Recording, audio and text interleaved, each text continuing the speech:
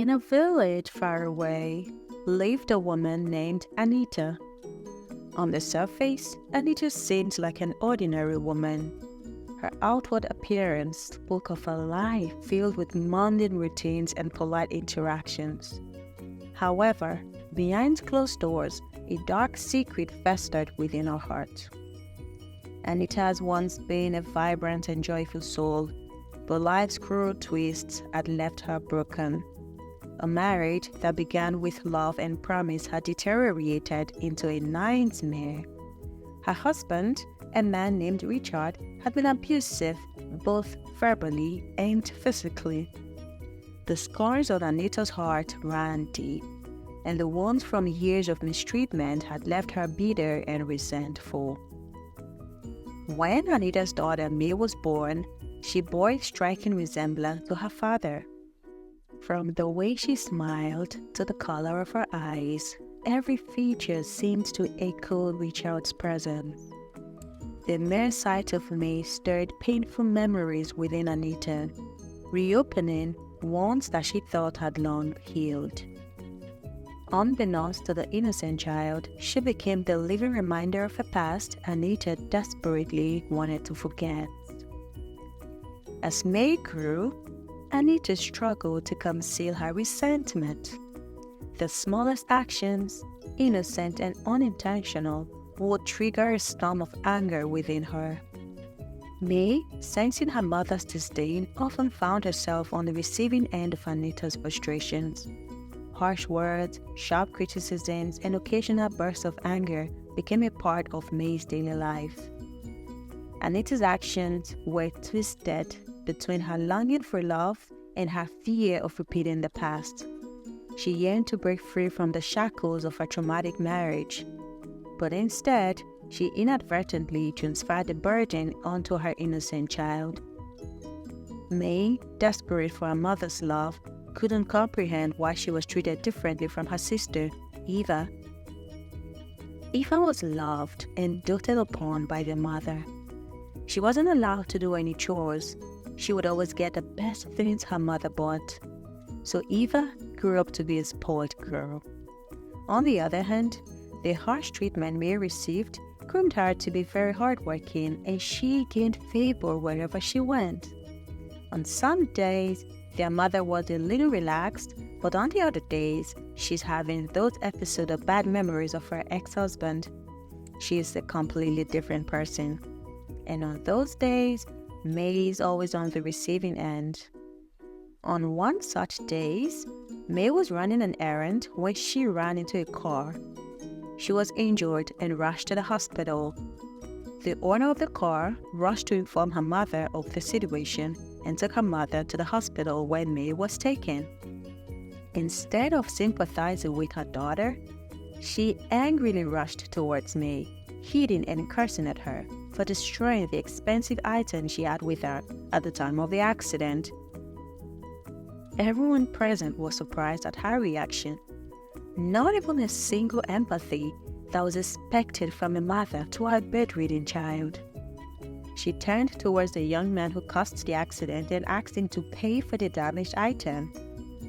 In disbelief, he asked for the amount and instantly paid for it. Anita took the money and left the hospital unbothered about her child. Jared, the young man who caused the accident, pleaded for forgiveness and promised to make sure that she's well taken care of until she recovers fully. At this moment, May became so convinced that there is no way she could be her mother's daughter. Tears could be seen welling in her eyes. Jared sat beside her without any words, as he wasn't sure about what to say in that instant. Jared is a young businessman who was originally from this village, but had lived his whole life in the city where his parents lived. That fateful day, he was visiting his village with his friends to tour the exciting part of their village when he got into this accident. He had to call his parents to inform them of the recent developments. After staying in the hospital for a few days, it was time for me to be discharged. Even though she's better now, she still needed attention and support. Jared was worried about what to do about the situation. He clearly saw what had happened the day the mother came to the hospital and saw how she never visited again. On the way to May's home, he asked her about her family and what made her mother react the way she did.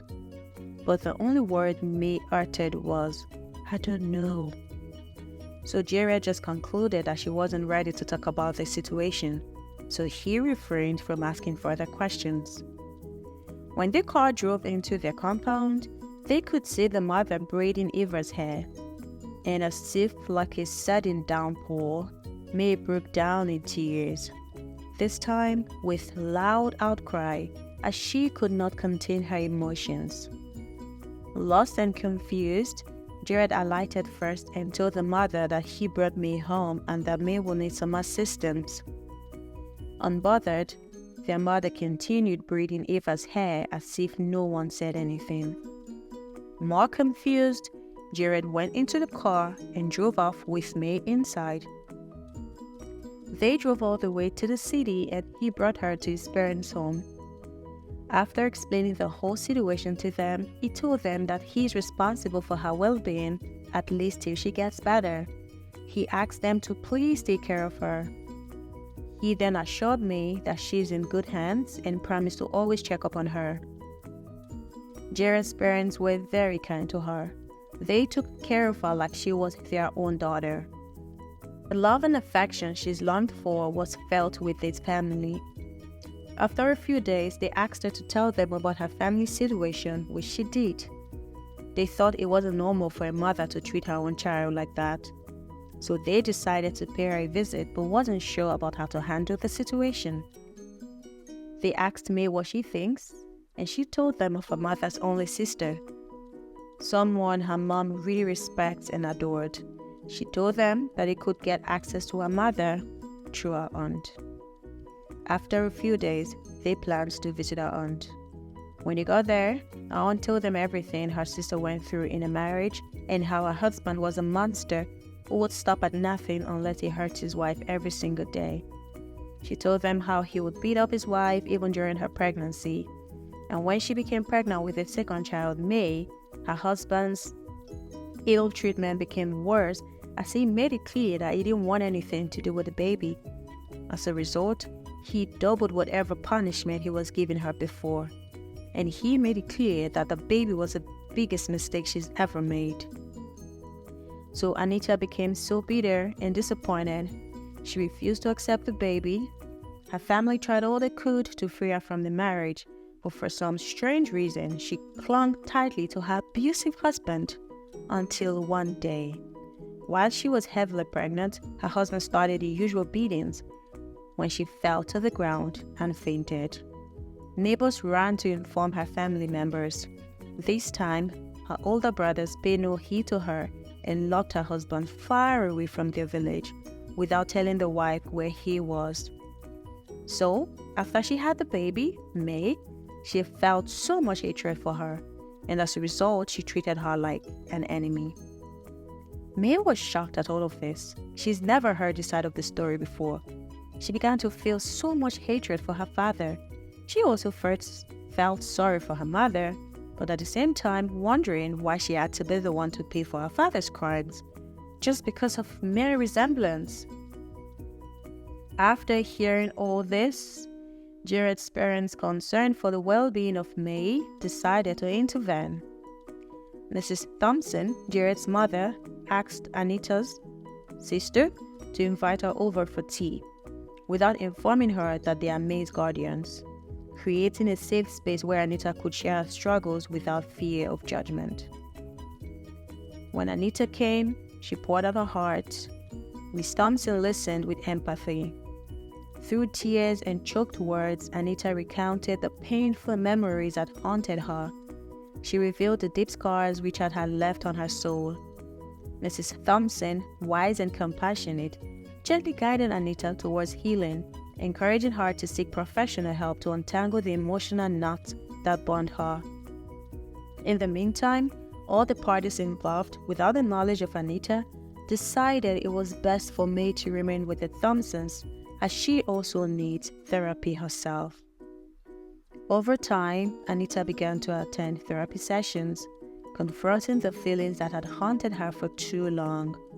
As she peeled back the layers of pain and resentment, she realized the injustice she had inflicted upon her daughter. Determined to make amends, Anita sought to rebuild a fractured bond with May. But she had no idea where her daughter was. On seeing that she was being sincerely making amends, she was finally allowed to meet her daughter. She was surprised to know that the same woman who brought help her way was the very one taking care of her daughter all along. Filled with shame, guilt, and embarrassment, she apologized to everyone, most especially her daughter. Then they went home together.